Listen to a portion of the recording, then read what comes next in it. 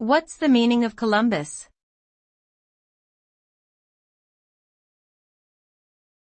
Columbus.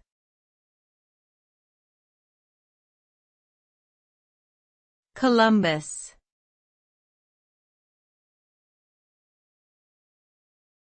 Columbus.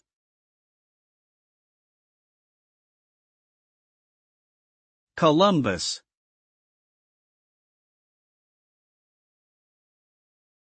Columbus usually refers to Christopher Columbus, the Italian explorer who is credited with discovering America in 1492.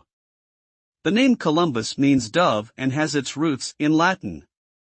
However, Columbus is a controversial figure as his arrival in the Americas led to the subjugation and exploitation of indigenous populations.